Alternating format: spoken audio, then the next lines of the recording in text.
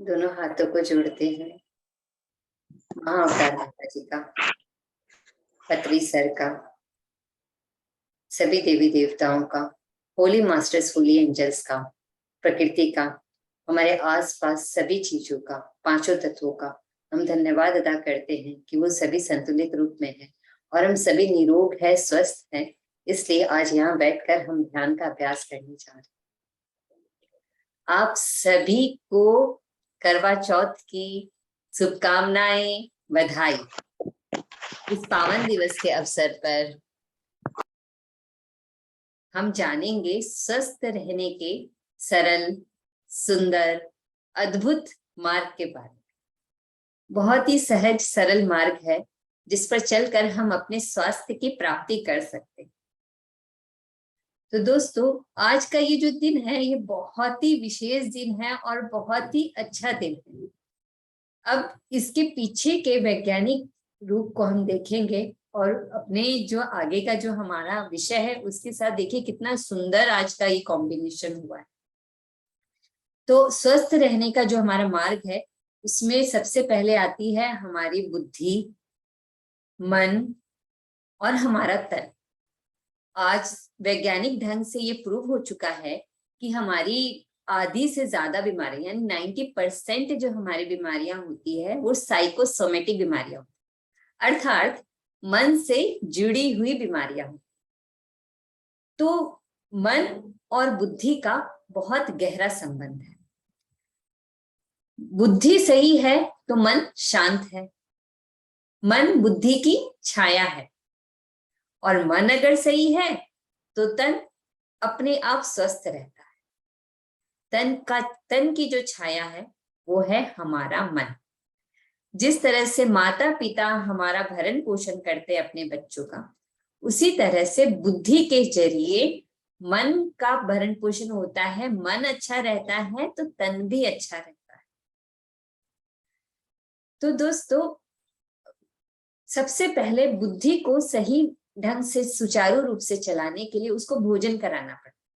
अर्थात जिस तरह से शरीर को भोजन की आवश्यकता है उसी तरह से मन, बुद्धि और आत्मा को भी भोजन की आवश्यकता है।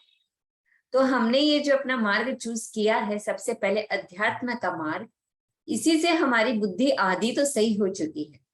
गौतम बुद्ध ने भी क्या किया था, सबसे पहले इस मार्ग पर चले थे, अध्यात्म की मार्ग पर चले थे। वो इस मार्ग पर चले तब वो बुद्ध बने, तब उन्होंने उस चीज को अचीव किया। उसी तरह से अगर हमारी बुद्धि, अगर हम अध्यात्म के मार्ग पर है तो हमारी बुद्धि ऐसी सही हो चुकी है। अब बुद्धि को सही रखने का और तरीका है कि आपके सामने कुछ भी आए उसको माफ करते चलिए, एक्सेप्ट करते चलिए। जो भी हो रहा है उसको एक्सेप्ट कीजिए और माफ करते हुए आगे बढ़िए।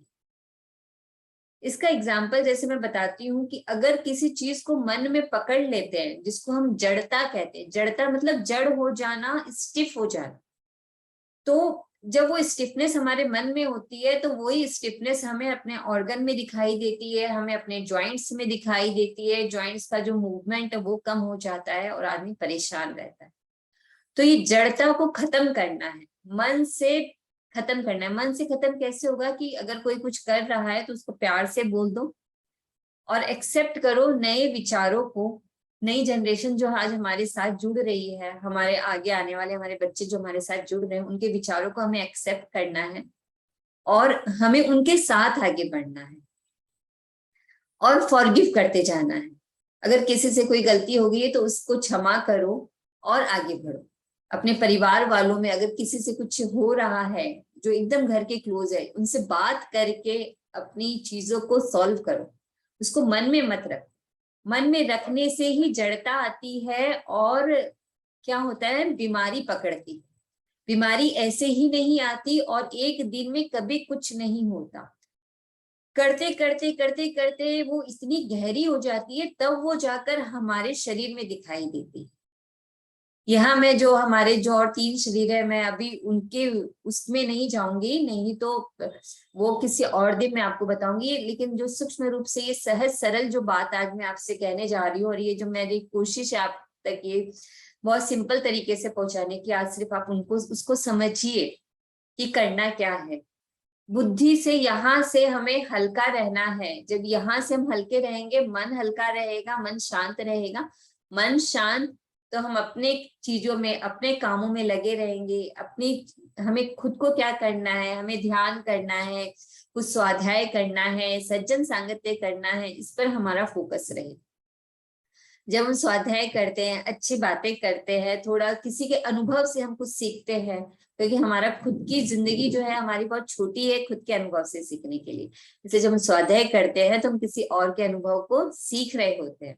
तो सीख लीजिए, अच्छी अच्छी बातें, हंस बन जाइए, अच्छी अच्छी बातें आप एब्जॉर्ब कीजिए, उसे अपने जीवन में अपनाइए और आगे बढ़िए। और सज्जन सांगत्य कीजिए, जो अच्छे लोग, कहते हैं ना दोस्ती का असर होता है, मतलब अगर दोस्त हमारा अच्छा होता है तो हम आगे बढ़ जाते हैं, और अगर हमारी संगति सही नहीं रहती, हमारे दोस्त अच्छे नहीं रहते, तो हम भी उनके साथ उनके रंग में मिल जाते हैं। या तो वो हमें सुधार देते हैं या हम उन्हें सुधार देते हैं। इसलिए अपने दोस्त बनाए, देखिए कि आप कहाँ बैठे, क्या करें। ये सब हमारी बुद्धि का ही खेल है, हमें सब अच्छे से पता चलता है क्या हो रहा है क्या नहीं हो रहा है। इसके साथ ही साथ ये एक दिन का कार्य नहीं है। नियमितता और कंसिस्टेंसी जिसे हम कहते हैं, वो हमें फॉलो करनी पड़ती है। तो बहुत सरल सुंदर सहज ढंग से मैंने बताया कि किस तरह से हम अपने स्वास्थ्य को प्राप्त कर सकते हैं।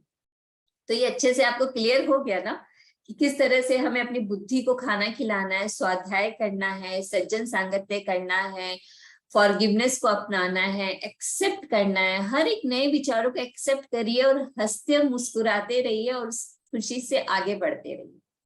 फिर देखिए कितना कमाल होता है।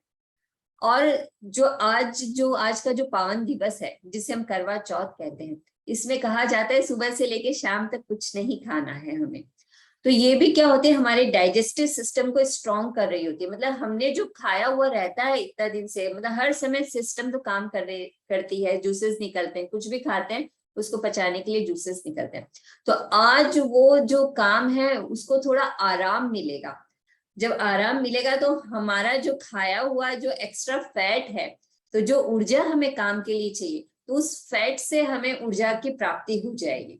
इसलिए ऊर्जा तो भरपूर रहेगी आपके पास। अगर आप एक दिन नहीं भी खाते हैं तो कुछ नहीं होगा, आराम से आप अपने आप को ऑब्जर्व करें, पानी पिए खूब सारा, हंसते मुस्कुराते रहे, ऐसा लगेगा कितने हल्के हो गए हैं अंदर से, बहुत हल्कापन लगेगा।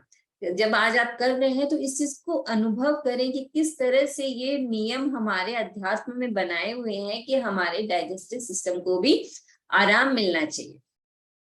तो देखिए कितना सुंदर है आज का दिन, और कितनी अच्छी ये टॉपिक है कि स्वस्थ रहने के ये नियम किस तरह से हमारी संस्कृति में चले आ रहे हैं, जिसे हमें खुशी खुशी अपना कर और बहुत हल्का रहकर अपने आप के साथ आज जुड़े रहकर हमें आगे बढ़ना है। मैं उम्मीद करती हूँ कि आपको ये चीजें बहुत अच्छे से समझ में आ गई होगी। बहुत सरल तरीके से मैंने आप सबको बताया है। अब हम आगे बढ़ते हैं।